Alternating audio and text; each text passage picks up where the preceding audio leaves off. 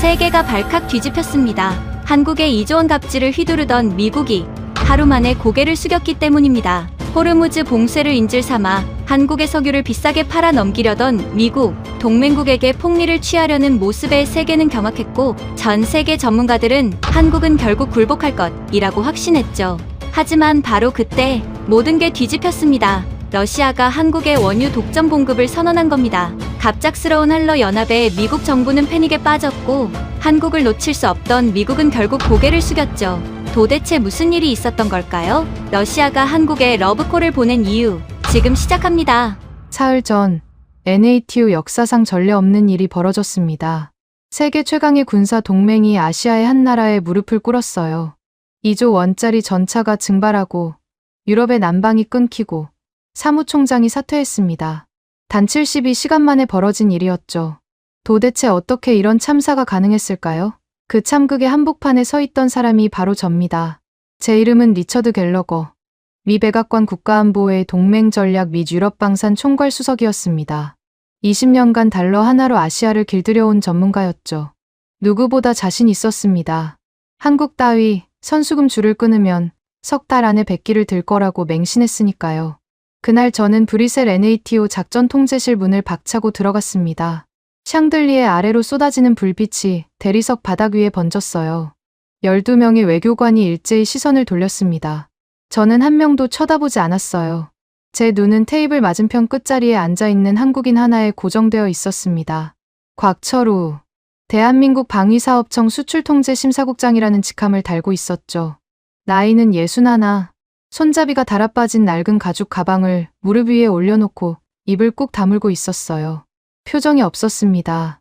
분노도, 긴장도, 아무것도 읽히지 않았어요. 저는 안주머니에서 서류 뭉치를 꺼냈습니다.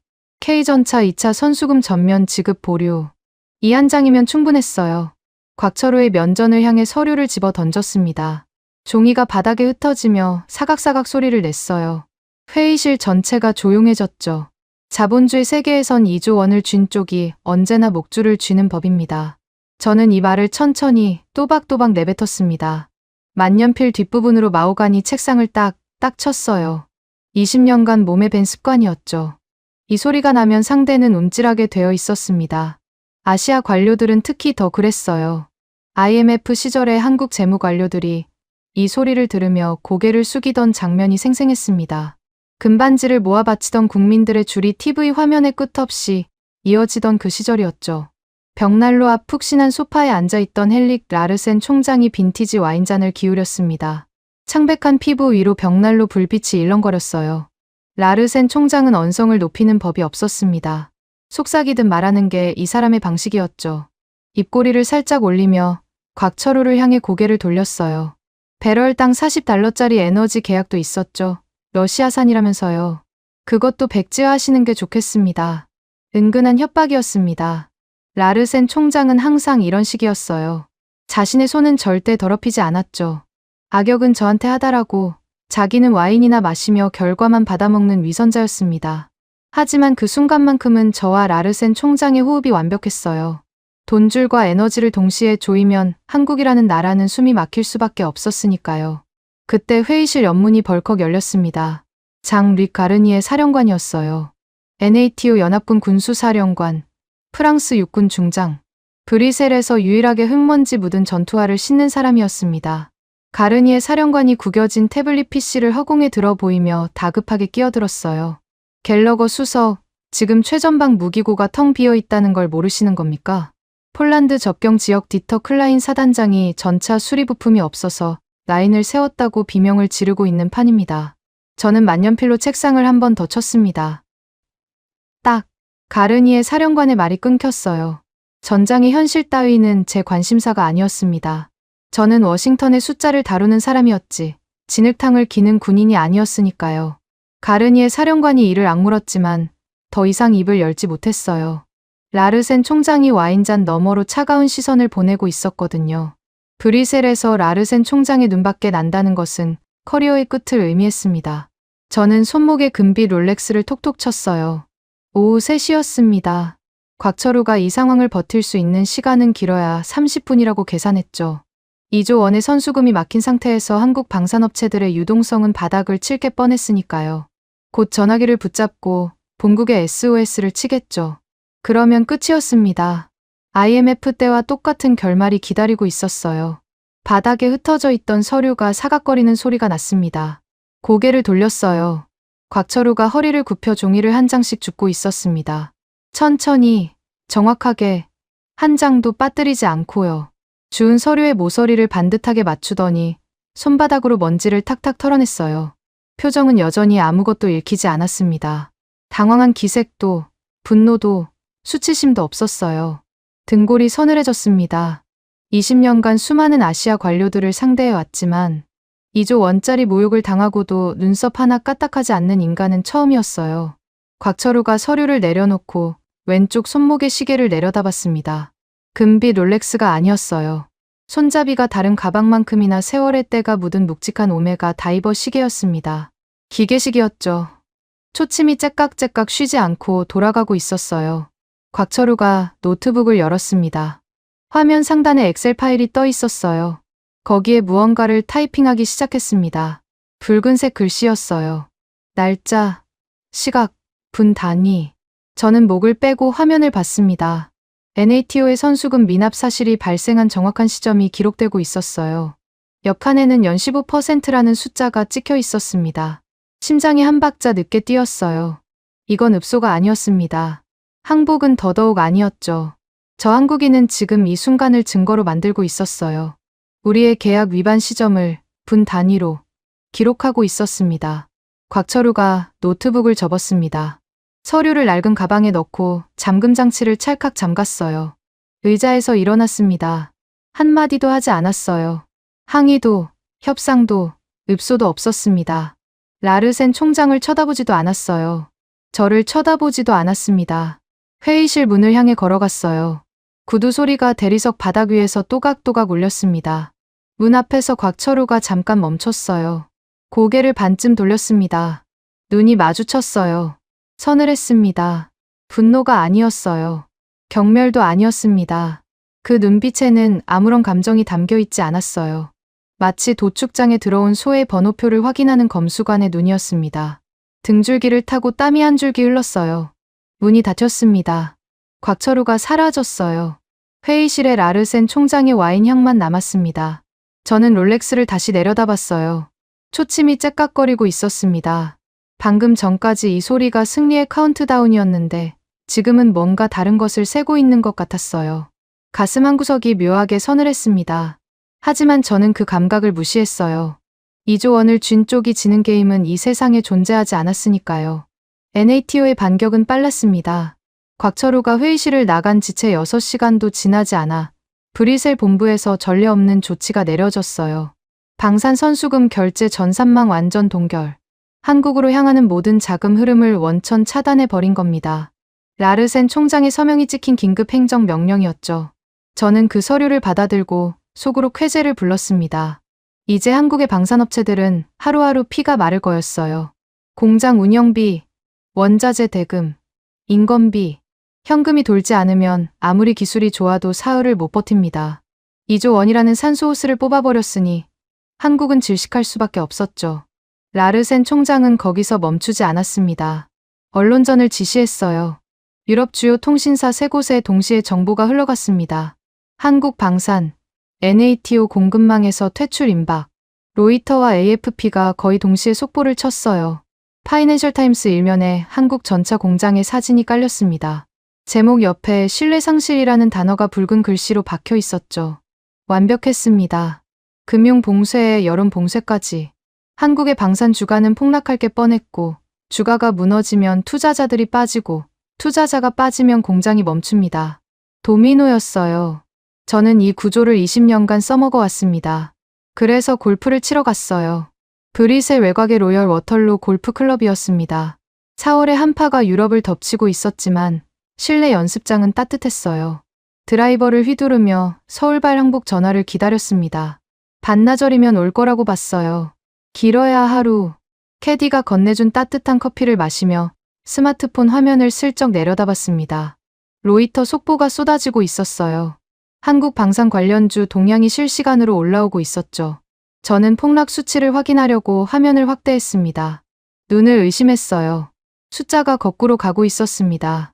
한국 방산주가 떨어진 게 아니라 치솟고 있었어요. 개장 30분 만에 상한가를 쳤습니다. 커피잔을 내려놓지 못하고 굳어버렸어요. 기사 하나를 열어봤습니다. 중동 국부펀드 3곳이 동시에 한국 방산주를 대량 매집했다는 내용이었어요. 아부다비, 쿠웨이트, 카타르, NATO가 퇴출이라는 단어를 흘린 바로 그 순간 중동의 자본이 빈틈을 노려 쏟아져 들어온 겁니다. 서방이 한국을 버리겠다는 신호를 보내자 중동은 그걸 한국 방산을 독점할 천재 1호의 기회로 잃어버렸어요. 손에 쥔 드라이버가 축축해지는 걸 느꼈습니다. 하지만 고개를 저었어요. 주가는 단기 반등일 뿐이라고, 실물 경제와 상관없는 투기 세력의 장난이라고 스스로를 설득했습니다. 창원에서는 다른 종류의 전쟁이 벌어지고 있었습니다. 곽철우가 방위사업청 벙커에 철문을 닫아 걸었어요. 벙커라는 표현이 과장이 아니었습니다. 지하 3층, 외부 통신이 차단된 보안 회의실이었죠. 곽철우가 실무진 전원을 소집했습니다. 전자칠판 화면에 단 2줄이 떠올랐어요. 첫째, 감정적 대응 전면 금지.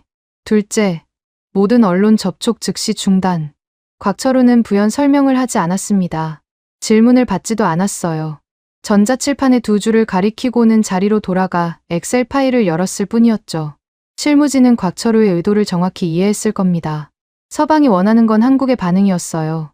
분노든 해명이든 어떤 형태로든 반응을 하는 순간 서방의 프레임에 갇히게 됩니다. 곽철우는 침묵이라는 무기를 선택한 거였어요. 바로 그 시각 폴란드와 벨라루스 접경 지역에서는 비명이 터지고 있었습니다. 디터 클라인 사단장이 브뤼셀 지휘부에 긴급 통신을 쏴 올렸어요. 영하 15도의 4월 한파가 눈보라를 몰고 왔고 클라인 사단장의 전차 중대는 꼼짝도 못하고 있었습니다. 수리 부품이 오지 않았어요. 한국발 부품 수급이 끊기면서 전차 세대의 포탑 구동 장치가 멈춰버린 겁니다. 클라인 사단장의 목소리가 통신기 너머로 거칠게 쏟아졌죠. 포탑이 안 돌아가는 전차가 뭡니까? 고철 덩어리입니다. 내 병사들한테 고철 위에 올라타고 전선을 지키라는 겁니까? 브뤼셀 참모부가 웅성거렸습니다. 하지만 나르센 총장의 귀에는 클라인 사단장의 절규가 닿지 않았어요. 총장 집무실의 벽난로는 아직 따뜻했고 와인은 아직 남아 있었으니까요. 전방의 추위는 본부의 안건이 아니었습니다. 초조해진 건 NATO 실무진이었어요. 정치인들은 골프를 치고 와인을 마셨지만 실무자들은 숫자를 들여다보고 있었거든요. 한국이 침묵하면 할수록 불안이 커졌습니다. 항복은커녕 전화 한 통이 오지 않았어요. 이틀이 지나도 아무런 접촉이 없었습니다. 실무진 사이에서 새로운 제안이 올라왔어요. 한국 측에 타협안을 보내자는 거였죠. 내용은 이랬습니다. 핵심 기술 50%를 NATO에 이전하면 미납금의 절반만 선지급하겠다. 나머지 절반은 2차 회계연도에 정산하겠다. 얄팍한 꼼수였습니다. 2조 원 중 절반만 주고 대신 한국의 핵심 기술을 절반이나 빼먹겠다는 거였어요. 저도 이 제안을 보고 고개를 끄덕였습니다. 나쁘지 않다고 생각했어요. 돈에 목마른 한국이라면 기술이라도 내놓고 당장의 현금을 움켜쥐려 할 거라고 봤거든요. 실무진이 이 제안을 암호화 팩스로 창원에 발송했습니다. 회신은 12시간 뒤에 왔어요. 팩스기에서 종이 한 장이 밀려 나왔습니다. NATO 실무진이 달려들었죠. 기대감이 묻어나는 얼굴이었어요. 종이를 집어든 참모의 표정이 굳어졌습니다. 제안서가 돌아온 게 아니었어요. 곽철우가 보낸 건 전혀 다른 문서였습니다. 상단에 붉은 글씨로 NATO의 계약 위반 조항 목록이 타이핑되어 있었어요. 선수금 미납 일시, 전산망 동결 일시, 그리고 각 위반 사항에 대한 연 15% 복리 지연 이자 계산표. 숫자가 빼곡했습니다. 눈덩이처럼 불어나고 있었어요. 하단에는 단 한 줄이 적혀 있었습니다. 수신 확인 요망. 그뿐이었어요. NATO의 타협안에 대한 답변은 한 글자도 없었습니다. 기술 이전이요? 절반 선지급이요? 곽철우는 그 제안의 존재 자체를 무시해버린 겁니다. 눈길조차 주지 않았어요. 실무진이 허탈한 얼굴로 서로를 쳐다봤습니다. 저는 안주머니에 제안서 사본을 구겨 쥐었어요. 손가락에 힘이 들어갔습니다. 그때 옆에 있던 참모가 조심스럽게 물었어요. 갤러거 수석, 한국 측이 파쇄기에 넣은 건 아닙니까? 우리 제안서를요. 저는 대답하지 않았습니다. 대답할 수 없었어요. 그 참모의 말이 정확히 맞았을 거라는 걸 직감적으로 알았거든요. 곽철우라는 인간은 NATO의 제안서를 읽어보지도 않고 파쇄기에 밀어 넣었을 겁니다. 그리고 그 자리에서 엑셀을 열어 벌금 고지서를 작성했겠죠. 분노 대신 이자를 계산하는 인간. 모욕 대신 복리를 타이핑하는 인간. 골프장에서 돌아와 책상에 앉았을 때 팩스기 위에 놓인 그 종이 한 장이 눈에 들어왔습니다. 수신 확인증만이 차갑게 인쇄되어 있었어요. 붉은 숫자가 선명했습니다. 저는 그 숫자를 들여다보다가 손이 떨리는 걸 느꼈어요. 분노 때문이 아니었습니다. 이유를 알 수 없는 서늘함이 등줄기를 타고 올라왔어요. 2조 원을 쥔 쪽이 지는 게임은 존재하지 않는다고 저는 다시 한번 속으로 되뇌었습니다. 하지만 그 문장이 예전처럼 단단하게 느껴지지 않았어요.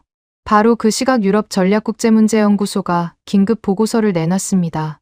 NATO의 선수금 동결 조치로 인해 한국 방사는 심각한 유동성 위기를 맞고 곧 백기를 들 것으로 전망한다. 라르센 총장이 이 보고서를 인용하며 유럽 국방장관 회의에서 자신감을 피력했죠. 전문가들이 한국의 항복을 예측하고 있었습니다. 숫자도 논리도 서방의 편이었어요. 그런데 이상했습니다. 전문가들의 분석이 정확하다면 한국은 지금쯤 전화기를 붙잡고 매달려야 했어요. 그런데 창원에서는 아무 소리도 들리지 않았습니다. 팩스기 위에는 벌금 고지서 한 장만 덩그러니 놓여 있었어요. 밤이 깊어지면서 브뤼셀에 눈이 내리기 시작했습니다. 4월의 눈이었어요. 창밖으로 하얀 눈송이가 쏟아지는 걸 보면서 저는 곽철우의 그 서늘한 눈빛을 떠올렸습니다. 도축장 검수관의 눈. 롤렉스 초침이 째깍거렸어요. 그 소리가 유난히 크게 울렸습니다. 사흘째 되던 날이었습니다. 브뤼셀 나토 사령부 회의실에 다시 소집 명령이 떨어졌어요. 라르센 총장이 직접 건 호출이었죠. 한국 측 대표단이 면담을 요청해왔다는 보고가 올라온 겁니다. 저는 그 소식을 듣자마자 의자 등받이에 몸을 기대며 천장을 올려다봤어요. 됐다 싶었습니다. 드디어 왔구나. 이틀간의 침묵은 체면치레였을 뿐이고 결국 백기를 들고 찾아오는 거라고 확신했어요. 2조 원의 산소호스가 뽑힌 지 사흘째인데 더 버틸 재간이 없었을 겁니다. 라르센 총장도 같은 생각이었어요. 회의실로 들어오면서 실크 넥타이 매듭을 고쳐 매더니 평소보다 느긋한 걸음으로 마오가니 테이블 상석에 앉았습니다. 다리를 꼬고 손끝으로 테이블을 두드리며 회의실 문 쪽을 바라봤어요. 입꼬리가 살짝 올라가 있었죠. 승자의 여유였습니다. 가르니의 사령관은 벽에 등을 기대고 팔짱을 끼고 서 있었어요. 표정이 어두웠습니다. 태블릿 PC를 들여다보며 뭔가를 확인하고 있었는데 눈빛에 불안이 서려 있었어요. 하지만 저는 가르니의 사령관의 우려 따위 신경 쓸 여유가 없었습니다. 회의실 문이 열렸어요. 곽철우가 먼저 들어왔습니다. 사흘 전과 똑같은 차림이었어요. 낡은 가죽 가방, 먼지 하나 없이 정돈된 검은 양복, 그리고 아무것도 읽히지 않는 무표정. 반발짝 뒤에 또 한 사람이 따라 들어왔습니다. 처음 보는 얼굴이었어요. 차가운 무태 안경, 한치의 흐트러짐 없이 넘긴 포마드 헤어. 체구는 곽철우보다 작았지만 걸음걸이에 군더더기가 없었어요. 왼손에 검은색 바인더 하나를 들고 있었습니다. 두께가 제 주먹만 했어요. 라르센 총장이 다리를 꼰 채 고개를 살짝 기울였습니다. 결국 백기를 들고 오셨군요. 환영합니다. 조롱이 섞인 인사였어요. 라르센 총장 특유의 속삭이는 말투였죠. 저는 만년필을 손에 쥐고 곽철우의 반응을 기다렸습니다. 이제 읍소가 시작될 거였어요. 유해를 요청하거나 분할 상환을 제안하거나 기술 이전 조건을 수용하겠다고 말하겠죠. 20년간 봐온 패턴이었습니다. 아시아 관료들은 결국 이 자리에 와서 고개를 숙이게 되어 있었어요. 곽철우가 낡은 가죽 가방을 열었습니다. 안에서 투박한 갈색 서류 봉투 하나를 꺼냈어요. 크기는 A사 한 장이 들어갈 정도였습니다. 곽철우가 그 봉투를 마오가니 테이블 정중앙에 내려놓았어요. 소리가 나지 않았습니다. 부드럽게, 정확하게 중앙에 놓았어요. 봉투 표면에 뭔가 찍혀 있었습니다. 붉은색이었어요. 시선을 고정했습니다. 대한민국 관인이었어요. 선명한 붉은색 직인이 봉투 한가운데 찍혀 있었습니다. 봉투를 열기도 전에 등줄기가 뻣뻣해졌어요. 이유를 알 수 없었습니다. 종이 한 장이 뭐가 무섭겠습니까? 하지만 곽철우의 손놀림이, 그 봉투를 내려놓는 동작이, 이건 읍소하러 온 사람의 움직임이 아니었어요. 곽철우가 봉투에서 서류를 꺼냈습니다. 첫 장 상단의 한글과 영문이 나란히 인쇄되어 있었어요. 방산 수출 계약 직권 해지 통보서, 한글 아래에 Unilateral Termination and Notice of Defense Exports Contract라는 영문이 박혀 있었습니다. 심장이 한 박자 늦게 뛰었어요. 읍소가 아니었습니다. 항복이 아니었어요. 곽철우 옆에 서 있던 무태 안경의 남자가 한 발 앞으로 나왔습니다. 검은색 바인더를 테이블 위에 올려놓더니 안경 다리를 검지로 밀어 올렸어요. 입을 열었습니다. 목소리가 날카로웠어요. 감정이 실려 있지 않았습니다. 칼날이 종이를 베는 것 같은 소리였죠. 윤태식, K방산 수출 컨소시엄 최고 법무 책임자입니다. 본 통보서의 조건을 낭독하겠습니다. 라르센 총장의 입꼬리가 내려갔어요. 저는 만년필을 쥔 손에 힘을 주었습니다. 윤태식이라는 이름을 처음 들었어요. 사전 정보에도 없던 인물이었습니다. 윤태식이 서류의 첫 번째 항목을 읽기 시작했어요. 첫째, 지연 배상금을 포함하여 미납 선수금 2조 원 전액을 현찰 일시불로 완납하십시오. 라르센 총장이 고개를 갸웃했습니다. 이게 뭔 소리냐는 표정이었어요. 2조 원을 내놓으라고요? 돈줄을 쥔 쪽은 우리인데 저도 같은 생각이었습니다. 코웃음이 나왔어요. 빚쟁이가 채권자에게 돈을 내놓으라고 호통치는 꼴이었으니까요. 하지만 윤태식은 멈추지 않았습니다. 둘째, 나토 사무총장 명의의 공식 사과문을 대한민국 방위사업청에 발송하십시오. 회의실이 술렁거렸어요. 라르센 총장의 눈이 가늘어졌습니다.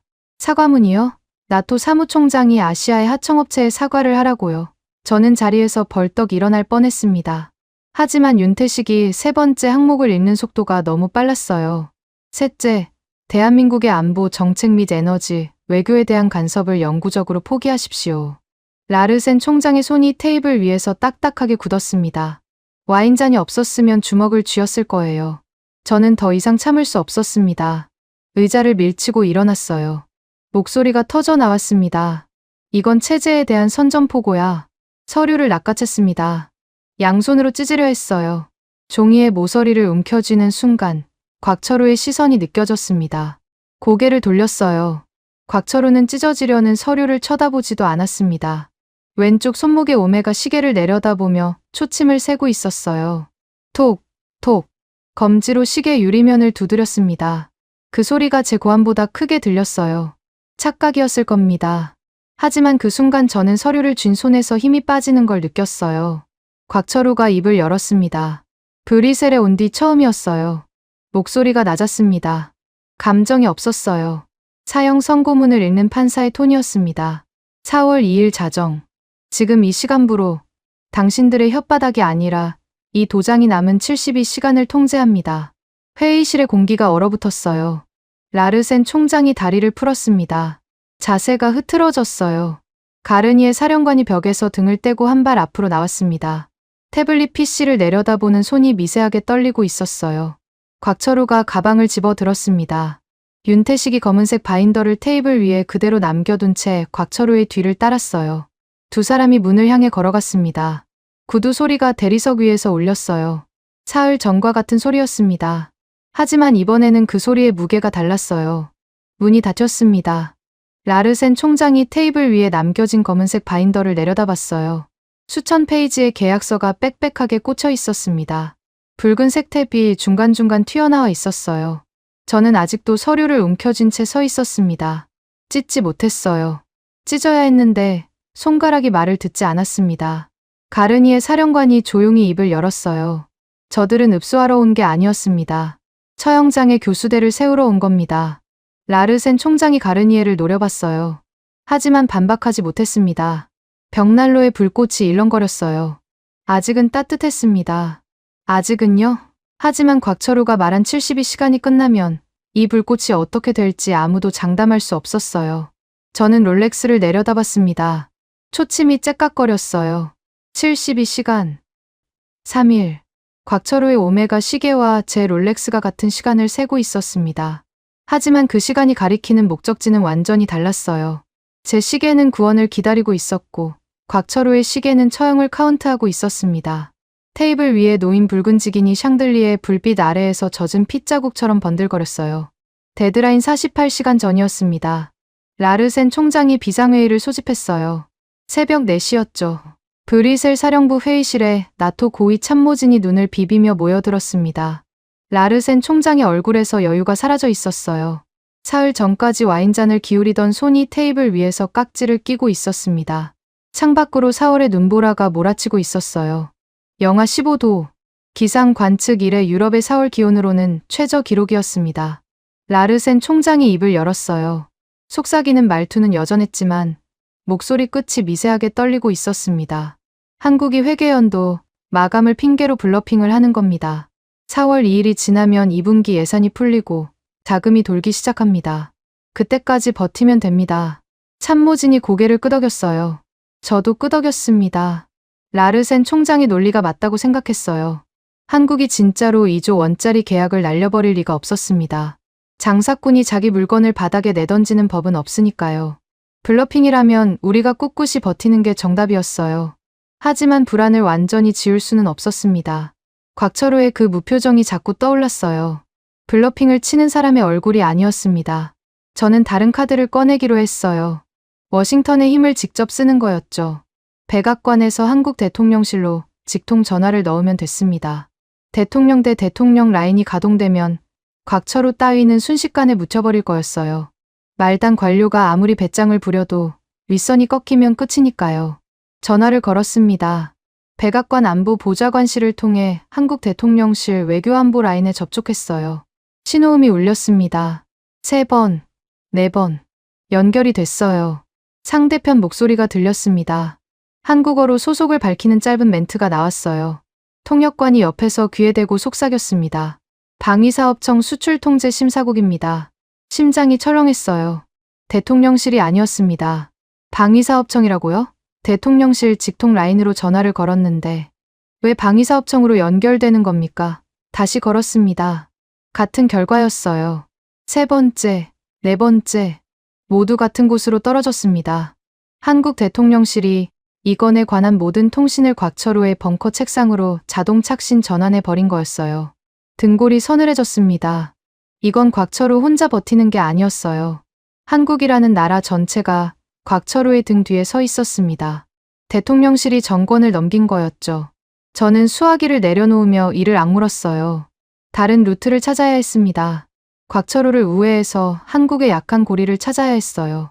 데드라인 36시간 전. 저는 윤태식에게 직접 전화를 걸었습니다. 자존심을 구겨 넣어야 했어요. 이건 협상이 아니라 전술적 후퇴였습니다. 목소리를 최대한 부드럽게 가다듬었어요. 윤 법무 책임자, 솔직하게 말하겠습니다. 전산망 정상화에 시간이 필요합니다. 회계연도 전환기라 송금 시스템이 지연되고 있어요.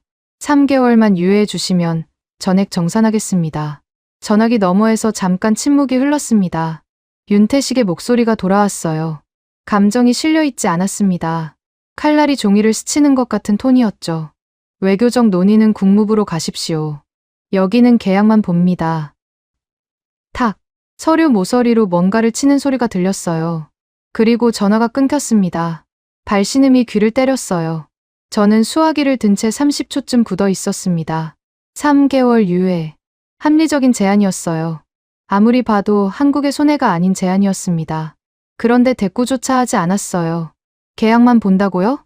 2조 원을 떼일 수도 있는 마당에 3개월의 시간도 안 준다는 겁니까? 데드라인 24시간 전. 회의실 분위기가 살벌하게 변했습니다. 가르니에 사령관이 폭발했어요. 태블릿 PC에 띄워놓은 무기고 재고표를 허공에 내던졌습니다. 얇은 기기가 공중에서 빙글 돌다가 대리석 바닥에 부딪혀 쩍 갈라졌어요. 저들은 진짜로 끊겠다는 겁니다. 블러핑이 아니에요. 최전방 재고가 3일치밖에 안 남았습니다. 포탄도, 수리 키트도, 궤도 링크도 바닥이에요. 라르센 총장이 가르니에 사령관을 노려봤습니다. 하지만 이번에는 가르니에 사령관이 물러서지 않았어요. 바닥에 깨진 태블릿을 가리키며 목소리를 더 높였죠. 숫자를 보십시오. 숫자를요. 저 숫자 앞에서 와인잔 기울이며 체면 노름하실 겁니까? 그때 화상회의 스크린이 켜졌습니다. 디터 클라인 사단장이었어요. 방탄모를 쓰고 있었는데 얼굴이 하얗게 질려 있었습니다. 클라인 사단장의 배경 화면에 눈보라가 휘몰아치고 있었어요. 막사 아닌데도 입김이 뿜어져 나왔습니다. 나르센 총장, 내 부대원 600명이 전차 없이 접경 지역에 서 있습니다. 이러다 포탄 한 발 못 쏘고 묶이면 그건 전투가 아니라 학살당하는 겁니다. 라르센 총장이 클라인 사단장의 발언을 묵살하려 했어요. 하지만 클라인 사단장이 먼저 통신을 끊어버렸습니다. 화면이 검게 꺼졌어요. 회의실이 술렁거렸습니다. 최전방 지휘관이 사무총장의 면전에서 통신을 일방적으로 끊는 건 불복종에 가까운 행위였어요. 나토의 내부 스텝이 꼬이기 시작한 거였습니다. 초조해진 건 저였습니다. 현금도 안 통하고 백악관 라인도 먹히지 않고 유해 제한도 씹혔어요. 실무진 한 명이 새로운 아이디어를 들고 왔습니다. 아프리카의 나토 회원국들이 확보한 희귀 광물 채굴권이 있었어요. 코발트, 리튬, 망간. 이걸 현물 결제 형태로 한국에 넘기면 어떻겠냐는 제안이었습니다. 현금이 없으니 실물로 때우자는 거였죠. 저는 눈이 번쩍 뜨였어요. 나쁘지 않았습니다. 한국은 자원 빈국이니까 광물 채굴권에 침을 흘릴 가능성이 있었어요. 팩스를 보냈습니다. 아프리카 광물 현물 결제 제안서. A사 3장짜리 문서였어요. 회신을 기다렸습니다. 1시간, 2시간, 5시간이 지났을 때 팩스기가 딸깍거렸어요. 종이 한 장이 밀려 나왔습니다. 실무진이 달려들었어요. 저도 자리에서 벌떡 일어났습니다. 종이를 집어들었어요. 상단에 짧은 문구가 타이핑되어 있었습니다. 중고장터 거래 사양. 그 아래에 붉은 도장이 찍혀 있었어요. 100% 현금 완납 외불가. 그뿐이었습니다. 한국은 광물 따위에 눈길조차 주지 않았어요. 현금을 내놓든지 아니면 4월 2일 자정에 모든 게 끝나든지 둘 중 하나였습니다. 종이를 구겨 바닥에 내던졌어요. 라르센 총장이 소파에서 벌떡 일어났습니다. 이번에는 속삭이지 않았어요. 도대체 저것들이 뭘 믿고 이러는 겁니까? 아무도 대답하지 못했습니다. 회의실에 침묵이 내려앉았어요. 벽난로의 장작이 타닥 소리를 내며 쪼개졌습니다. 4월의 눈보라가 창문을 두드렸어요. 시계를 봤습니다. 데드라인까지 1시간 남았어요. 만년필을 쥔 손이 떨렸습니다. 멈추려고 했지만 멈출 수가 없었어요. 왼손으로 오른손을 감싸 쥐었습니다. 그래도 떨렸어요. 입술을 깨물었습니다. 피 맛이 났어요. 2조 원을 쥔 쪽이 지는 게임은 없다고 머릿속에서 되뇌었습니다. 하지만 그 문장은 이미 종이처럼 구겨져 있었어요. 롤렉스 초침이 째깍거렸습니다. 4월 2일 자정을 향해. 라르센 총장의 벽난로가 아직 타고 있었어요. 하지만 그 불꽃이 유럽의 마지막 온기라는 걸 저는 인정하고 싶지 않았습니다. 곽철호의 오메가 시계도 같은 시간을 세고 있었겠죠. 다만 저 한국인의 시계는 떨리지 않았을 겁니다. 초침 하나 흔들리지 않는 기계식이었으니까요. 데드라인 10분 전이었습니다. 브리셀 나토 사령부 브리핑룸에 긴급 소집이 걸렸어요. 라르센 총장이 직접 내린 명령이었죠. 한국 측 대표단을 즉시 불러오라는 거였습니다. 저는 그 지시를 듣는 순간 뒤통수를 얻어맞은 기분이었어요. 라르센 총장이 한국을 부르다니요. 사흘 전까지 다리를 꼬고 와인을 마시며 블러핑이니 버텨라고 호언장담하던 그 입으로 이제 와서 한국을 소환하겠다고요. 상황이 그만큼 급박해졌다는 뜻이었습니다. 브리핑룸에 들어서자 공기부터 달랐어요. 사흘 전의 여유는 흔적도 없었습니다. 참모진의 얼굴이 하나같이 회색빛이었어요. 잠을 못 잔 눈들이 충혈되어 있었죠. 라르센 총장만 겉으론 평정을 유지하고 있었는데 실크 넥타이 매듭이 비뚤어져 있었습니다. 이 사람이 넥타이 매듭을 흐트러뜨린 건 제가 아는 한 처음이었어요. 문이 열렸습니다. 곽철호와 윤태식이 나란히 들어왔어요. 곽철호는 여전히 낡은 가방을 들고 있었고 윤태식은 검은색 바인더를 왼손에 끼고 있었습니다. 두 사람의 표정은 사흘 전과 조금도 달라지지 않았어요. 잠을 설친 기색도 초조한 기색도 없었습니다. 72시간 동안 나토가 온갖 수를 다 쓰는 동안 저 두 사람은 도대체 뭘 하고 있었던 걸까요? 라르센 총장이 자리에서 벌떡 일어났습니다. 속삭이는 말투가 아니었어요. 핏대가 목 위로 붉어져 나왔습니다. 동맹의 이름으로 명령합니다. 데드라인을 일주일 연장하십시오. 나토 30일 개국의 안보가 걸린 문제입니다. 일주일이면 전산망을 정상화하고 송금 절차를 완료하겠습니다. 명령이라고 했어요. 요청이 아니라 명령이었습니다. 나토 사무총장이 동맹이라는 단어를 무기로 꺼내든 겁니다. 저는 속으로 끄덕였어요. 이 카드는 유효할 수 있었습니다. 아무리 한국이 배짱을 부려도 나토라는 이름의 무게를 정면으로 거스를 수는 없을 거라고 봤거든요.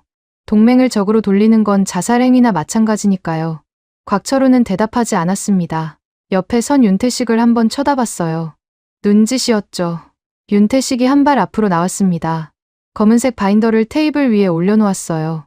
찰칵 소리를 내며 잠금을 풀었습니다. 수천 페이지의 계약서가 빼곡히 꽂혀 있었어요. 붉은색 탭이 삐죽삐죽 튀어나와 있었죠. 윤태식은 바인더를 들여다보지도 않았습니다. 손끝의 감각만으로 페이지를 넘기더니 정확히 한 지점에서 멈췄어요. 촤락. 수천 장의 종이가 한꺼번에 펼쳐지는 소리가 브리핑룸을 채웠습니다. 114페이지. 특약 조항이었어요. 윤태식이 안경 다리를 검지로 밀어 올렸습니다. 양복 안주머니에서 붉은색 펜을 꺼냈어요. 펜촉을 딱 열더니 114페이지 상단의 조항 위에 일직선으로 쫙 줄을 그었습니다. 잉크가 번지지 않았어요. 한치의 흔들림도 없는 직선이었습니다.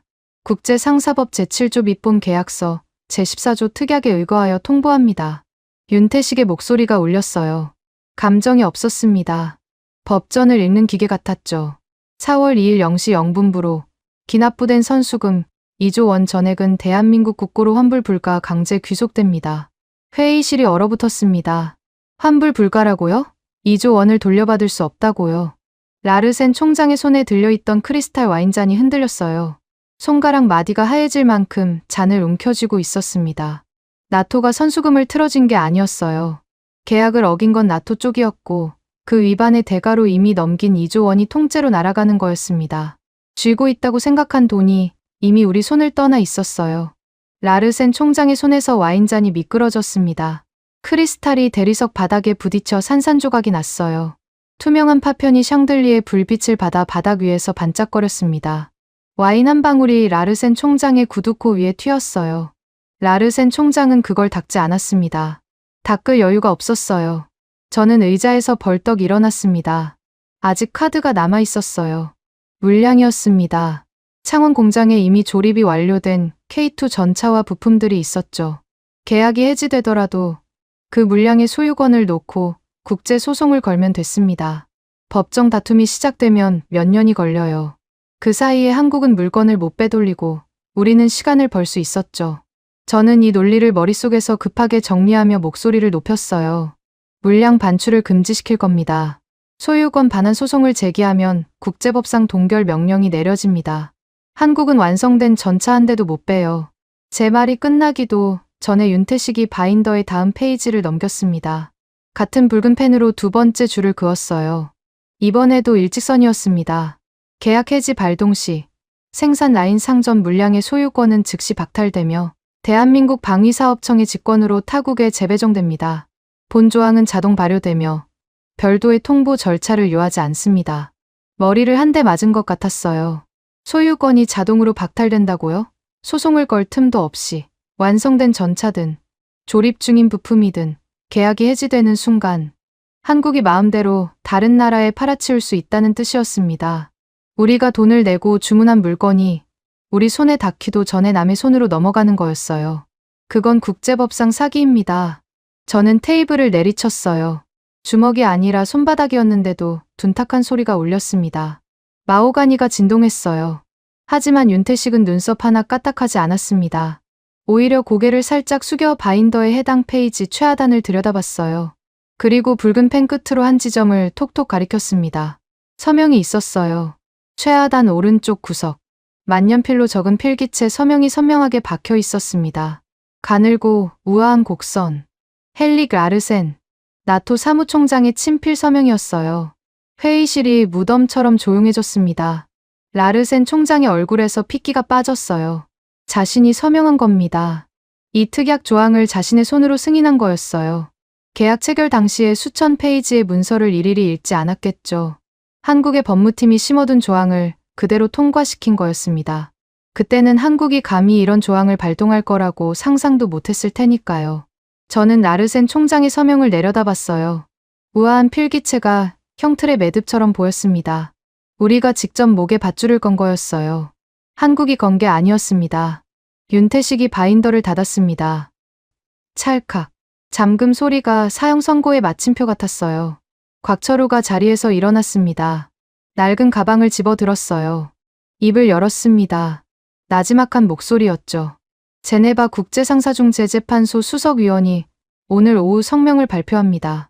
본 특약은 국제상법상 완벽하며 어떠한 법적 이의도 수용되지 않을 것이라는 내용입니다. 가르니에 사령관이 벽에 등을 기대고 눈을 감았어요. 입술이 실룩거렸습니다. 웃고 있는 건지 울고 있는 건지 분간이 안 됐어요. 제가 내리친 테이블 위에 크리스탈 파편이 흩어져 있었습니다.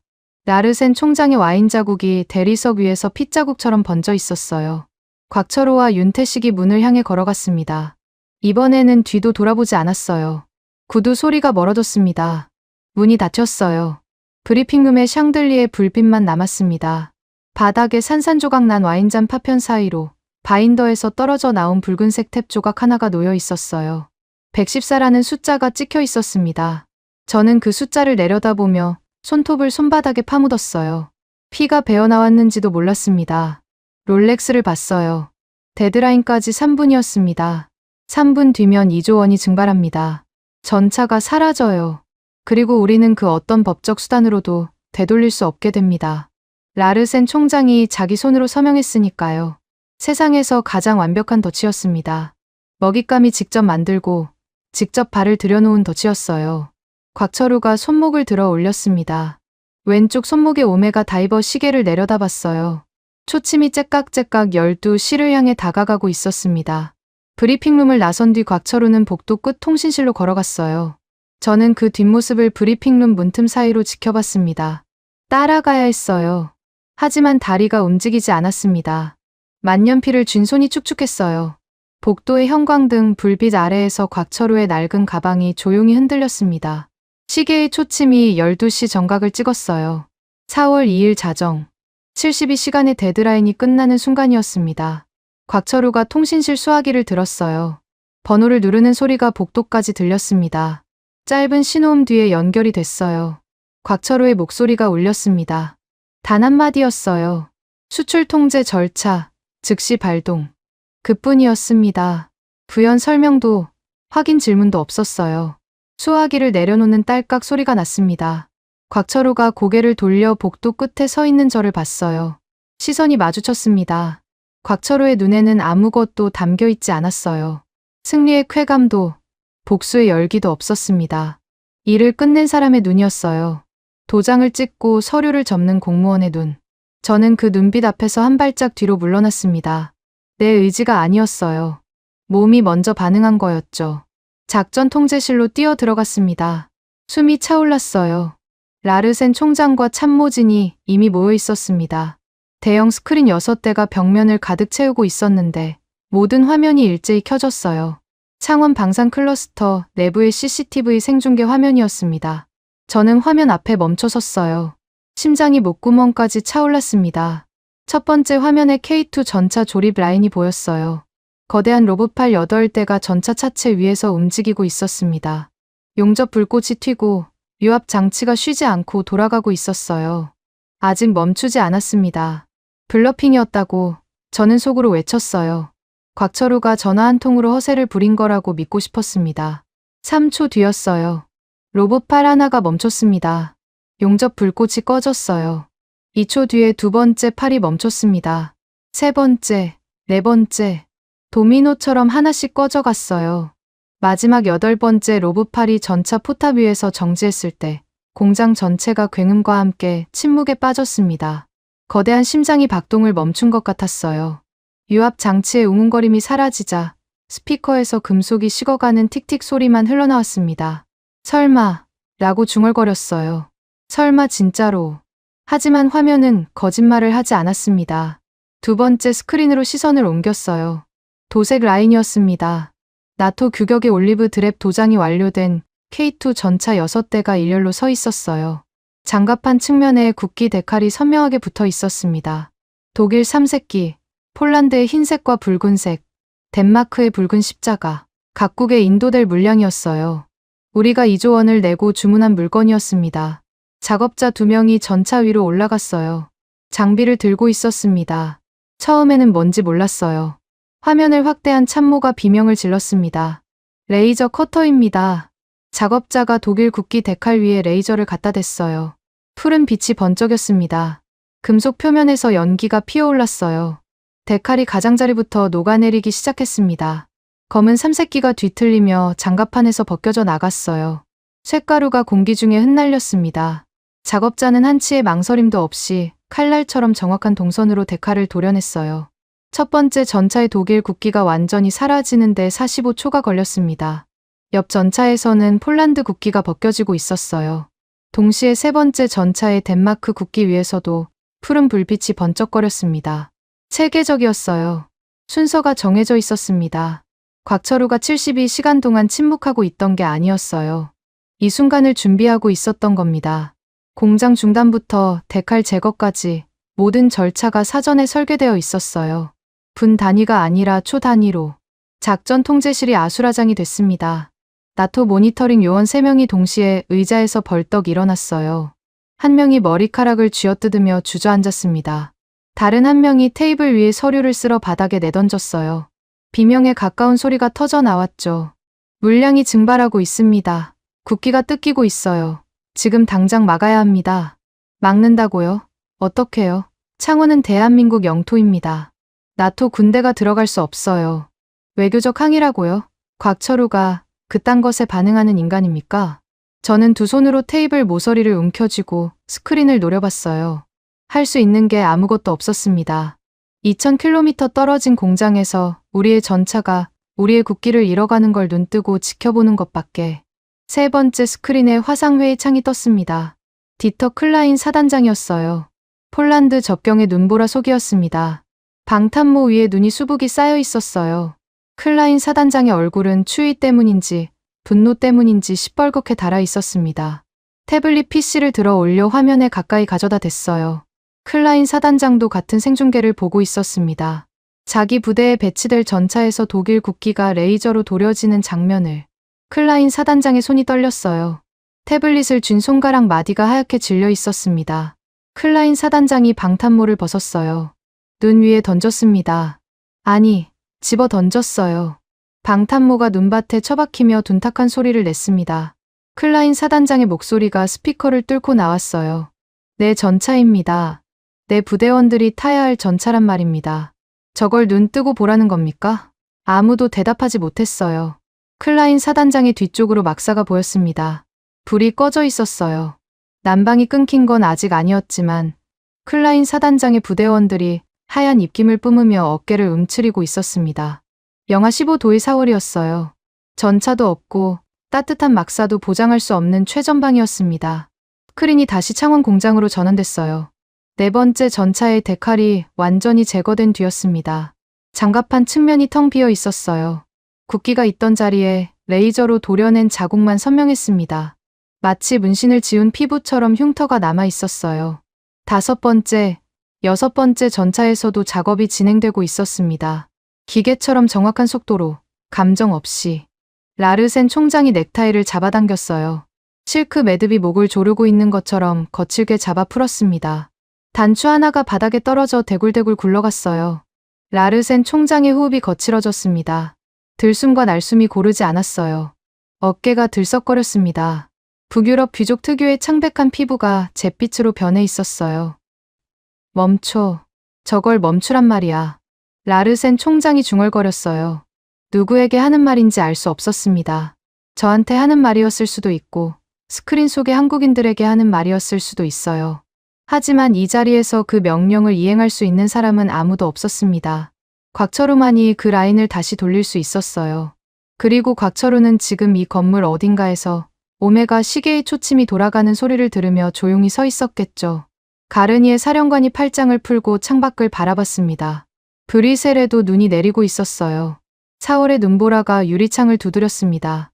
가르니의 사령관이 나지막하게 혼잣말을 했어요. 끝났군. 우리가 진 거야. 저는 대답하지 않았습니다.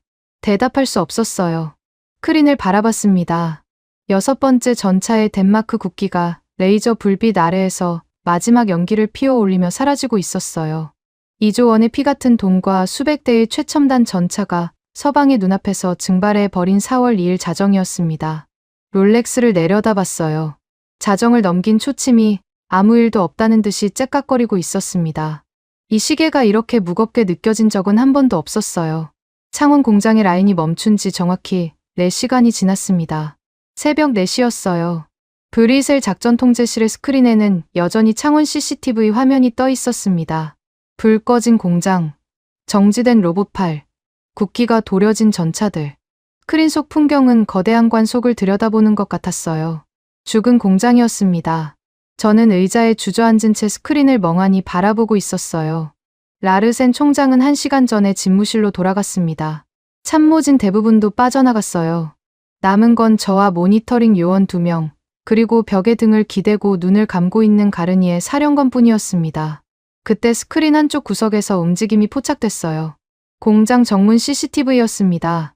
헤드라이트 불빛이 어둠을 가르며 다가오고 있었어요. 한 대가 아니었습니다.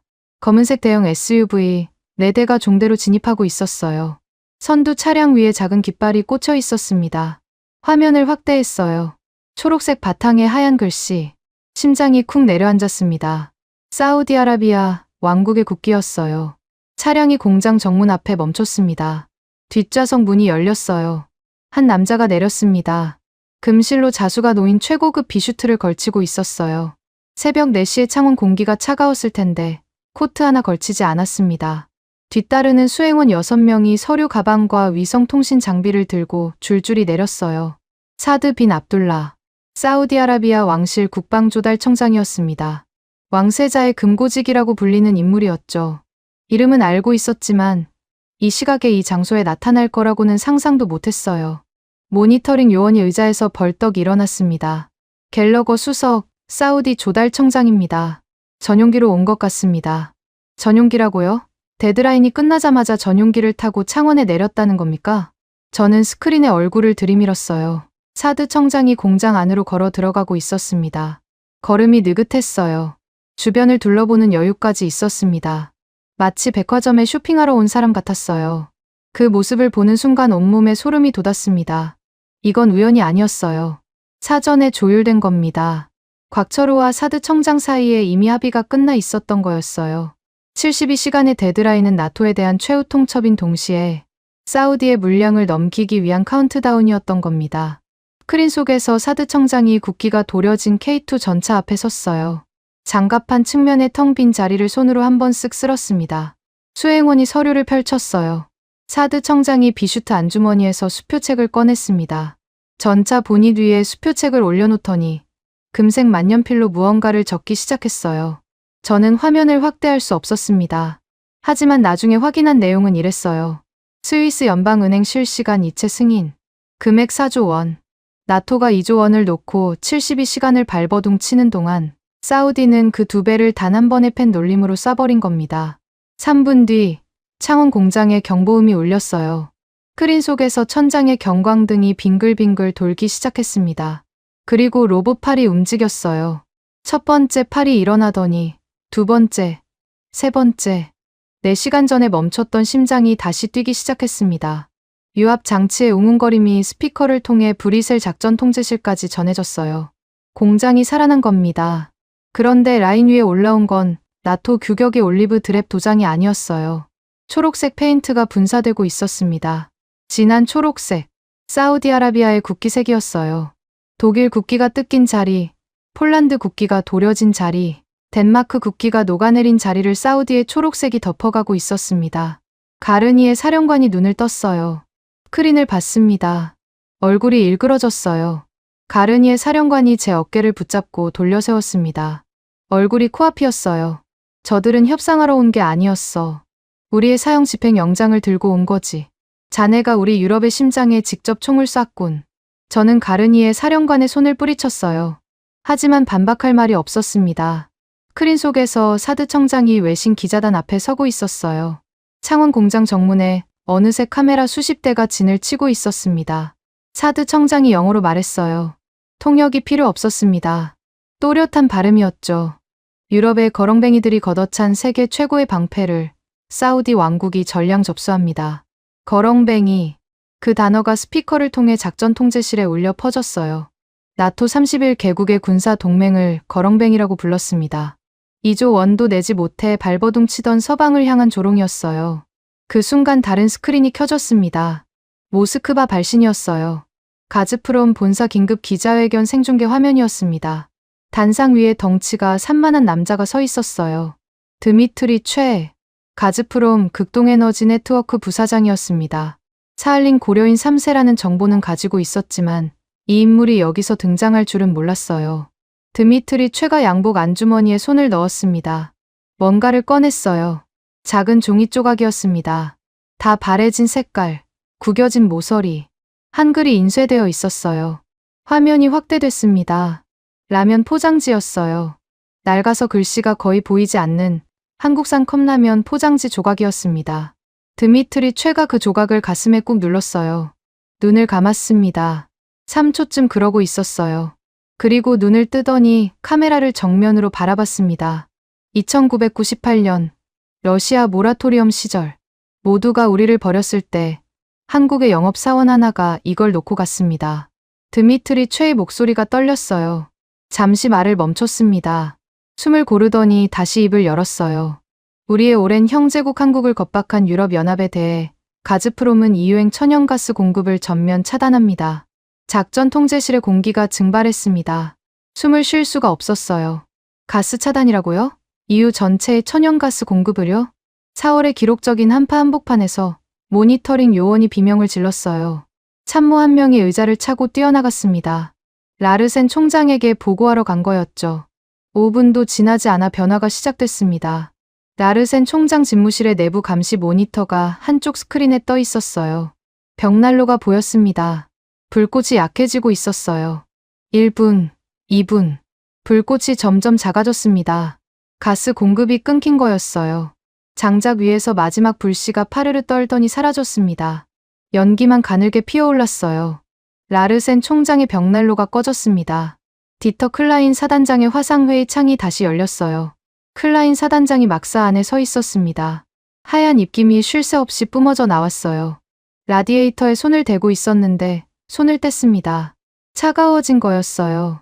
클라인 사단장의 얼굴이 돌처럼 굳었습니다. 블룸버그 속보가 터졌어요. 작전 통제실 모니터 하단의 붉은 글씨로 속보 자막이 흘러갔습니다. 나토의 오만이 부른 대참사, K방산 물량 사우디 전량 인수, 러시아 EU 가스 공급 전면 차단. 블룸버그 기자 엠마 톰슨의 이름이 기사 상단에 박혀 있었어요. 전 세계 금융시장이 흔들리기 시작했습니다. 유럽 증시가 급락하고 있었어요. 에너지 선물 가격이 치솟았습니다. 사우디 왕실 국방조달청의 공식 성명이 뒤이어 릴리즈됐어요. 나토가 포기한 K방산 물량 전량에 대해 현찰 100% 결제를 완료했으며 즉시 선적을 개시한다. 성명서의 마지막 문장이 제 눈에 꽂혔습니다. 사우디 왕국은 최고의 무기에 최고의 값을 치른다. 이것이 우리의 방식이다. 스마트폰이 진동했어요. 주머니에서 꺼냈습니다. 발신자를 확인했어요. 워싱턴이었습니다. 백악관 비서실장 직통이었어요. 문자 메시지였습니다. 손가락이 떨려서 화면을 3번이나 잘못 눌렀어요. 메시지를 열었습니다. 직무 해임. 즉시 귀국하라. 5글자의 한국어가 아니라 영어였지만 무게는 같았어요. 아니, 더 무거웠습니다. 20년이었어요. 20년간 쌓아올린 커리어가 문자 한 통으로 끝난 겁니다. 스마트폰을 쥔 손에서 힘이 빠졌어요. 기기가 바닥에 떨어졌습니다. 화면이 위를 향한 채 스크린에 불빛을 반사했어요. 무기도, 돈도, 난방도, 오만한 서방이 되돌려 받을 수 있는 것은 이제 아무것도 남지 않았습니다. 작전 통제실 바닥에 떨어진 스마트폰을 주울 힘이 없었습니다. 해임 통보 문자의 불빛이 천장의 샹들리에와 겹쳐 흐릿하게 번졌어요. 저는 의자의 등을 기댄 채 눈을 감았습니다. 20년이라는 시간이 머릿속에서 빠르게 감겨 돌아갔어요. 조지타운대 졸업식 날의 부푼 가슴, 국가안보회의에 처음 발을 디딘 날의 긴장감, SWIFT 통제망 하나로 아시아 국가들의 외교관이 고개를 숙이던 순간들, 전부 끝났습니다. 문자 한 통으로요. 눈을 떴어요. 시계를 봤습니다. 새벽 5시. 라르센 총장이 긴급 회의를 소집했다는 전갈이 왔어요. 마지막 회의가 될 거라는 걸 직감했습니다. 다리가 천근만근이었지만 몸을 일으켰어요. 복도를 걸었습니다. 형광등 불빛이 유난히 차갑게 느껴졌어요. 회의실 문 앞에서 멈췄습니다. 문틈 사이로 입김이 새어나오고 있었어요. 입김이요. 브리셀 나토 사령부 회의실 안에서 입김이 보인다는 건 난방이 완전히 끊겼다는 뜻이었습니다. 드미트리 최가 밸브를 내린 지 5시간도 되지 않아 건물 전체가 식어버린 거였어요. 문을 열고 들어갔습니다. 숨이 턱 막혔어요. 추위 때문이 아니었습니다. 회의실의 풍경이 사흘 전과 완전히 달라져 있었어요. 대리석 바닥 위에 깨진 크리스탈 와인잔 파편이 아직 치워지지 않은 채 널려 있었습니다. 서류가 사방에 흩어져 있었어요. 샹들리에는 켜져 있었지만 불빛이 차가웠습니다. 난방이 끊기니까 빛마저 온기를 잃은 것 같았어요. 서방 외교관 7명이 테이블 주위에 앉아 있었습니다. 전부 코트를 입고 있었어요. 이 건물에서 코트를 입은 사람을 본 적이 없었습니다. 브리셀 나토 사령부는 1년 내내 섭씨 22도가 유지되는 곳이었거든요. 그런데 지금은 입김이 뿜어져 나오고 있었어요. 어깨를 움츠리고 사시나무 떨듯 떨고 있는 인간들. 사흘 전까지 아시아의 하청업체를 길들이겠다며 가슴을 펴던 사람들이었습니다. 라르센 총장이 상석에 앉아 있었어요. 코트 위에 머플러까지 두르고 있었습니다. 실크 넥타이는 아까 풀어 헤친 뒤 다시 매지 않았어요. 셔츠 첫 번째 단추가 뜯겨나가 있었습니다. 북유럽 귀족의 우아함이라곤 한 조각도 남아있지 않았어요. 라르센 총장의 눈이 저를 향했습니다. 충혈된 눈이었어요. 그 눈빛에 분노가 끓어오르고 있었습니다. 하지만 그 분노의 방향이 이상했어요. 한국을 향한 게 아니었습니다. 라르센 총장이 자리에서 벌떡 일어났어요. 의자가 뒤로 밀려나며 대리석 바닥에 날카로운 소리를 냈습니다. 테이블 위에 놓여있던 깨진 와인잔 조각을 집어들었어요. 저를 향해 던졌습니다. 유리 파편이 제 왼쪽 어깨를 스치고 벽에 부딪혀 산산조각이 났어요. 저는 고개를 숙여 피했습니다. 심장이 벌렁거렸어요. 라르센 총장이 테이블을 돌아 제 앞으로 걸어왔습니다. 3걸음, 2걸음. 코앞에 섰어요. 라르센 총장의 손이 제 셔츠 칼라를 움켜쥐었습니다. 잡아당겼어요. 톰 포드 정장의 첫 번째 단추가 뜯겨 나갔습니다. 라르센 총장의 입에서 거친 숨결이 뿜어져 나왔어요. 속삭이는 말투가 아니었습니다. 고함이었어요. 이 참사는 내 놈의 야만적인 오판 때문이야. 내 놈이 한국을 건드리지만 않았어도 이 지경까지 오지 않았다. 멱살이 비틀렸어요. 숨이 막혔습니다. 저는 라르센 총장의 손목을 잡았어요. 떼어내려고 했지만 힘이 빠져 있었습니다. 총장님이 에너지 계약까지 건드리라고 지시하지 않으셨습니까? 벽난로 앞에서 와인 드시면서 고개 끄덕이셨잖습니까? 라르센 총장이 손을 놓았어요. 뒤로 물러서며 테이블 모서리에 엉덩이를 기댔습니다. 입술이 파르르 떨렸어요. 아무 말도 하지 못했습니다. 서방 외교관들이 고개를 돌려 다른 데를 봤어요. 추악한 책임 떠넘기기였습니다. 사흘 전까지 한 팀이었던 인간들이 침몰하는 배 위에서 서로의 멱살을 쥐고 남 탓을 하는 꼴이었어요. 화상회의 스크린이 켜졌습니다. 디터 클라인 사단장이었어요. 클라인 사단장의 배경 화면에 눈보라가 몰아치고 있었습니다. 막사 내부인데도 벽에 성에가 끼어 있었어요. 클라인 사단장의 얼굴이 시퍼렇게 질려 있었습니다. 입술이 갈라져 피가 맺혀 있었어요. 영하 15도의 최전방에서 난방까지 끊긴 겁니다. 클라인 사단장이 마이크를 잡았어요. 손이 떨려서 마이크가 덜컹거렸습니다. 목소리가 터져 나왔어요. 절규였습니다. 내 놈들의 그 빌어먹을 얄팍한 자존심 때문에 내 병사들은 무기도 없이 이 4월의 얼음 구덩이에서 개죽음을 당하게 생겼다. 회의실이 쥐죽은 듯 조용해졌어요. 클라인 사단장의 숨소리만 스피커를 통해 울렸습니다. 거칠고 불규칙한 호흡이었어요. 눈물이 아니었습니다. 분노가 눈물보다 먼저 터진 거였죠. 라르센 총장이 고개를 떨구었어요. 대답하지 못했습니다. 저도 대답할 수 없었어요. 가르니에 사령관이 창밖을 바라보며 입을 열었습니다. 4월의 눈보라가 유리창을 두드리고 있었어요. 가르니에 사령관의 목소리는 낮았습니다. 분노가 아니라 체념이 묻어나는 톤이었어요. 한국인들은 룰을 깨는 순간 피도 눈물도 없는 악마가 된다고 내가 분명히 경고했었지. 다국적 연합 훈련에서 직접 겪어봤으니까. 하지만 자네들은 와인이나 마시면서 콧방귀를 뀌었잖아. 가르니에 사령관이 고개를 돌려 라르센 총장을 봤습니다. 그리고 저를 봤어요. 냉소가 입꼬리에 걸려 있었습니다. 조롱이었어요. 하지만 그 조롱 뒤에 비통함이 깔려 있었습니다.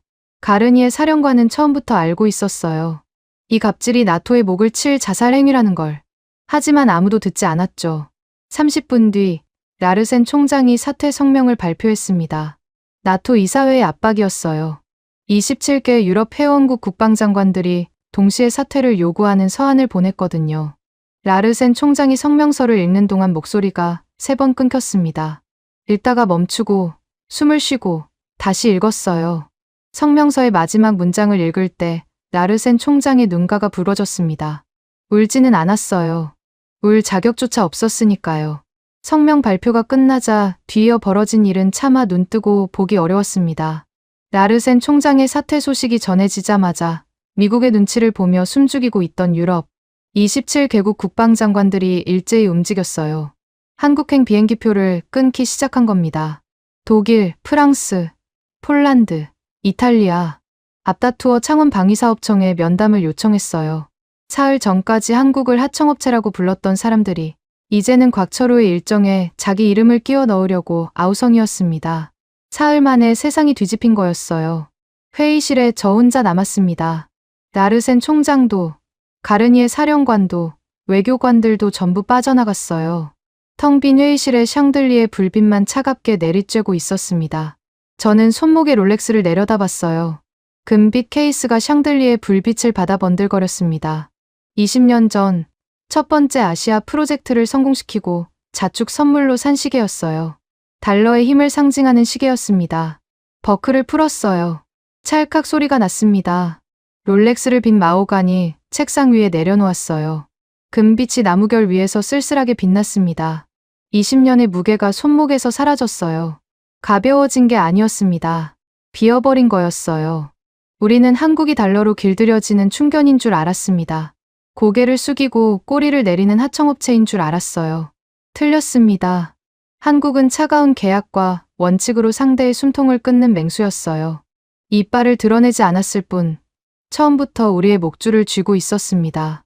그걸 모든 것을 잃은 뒤에 알았어요. 롤렉스의 초침이 텅 빈 책상 위에서 째깍거렸습니다.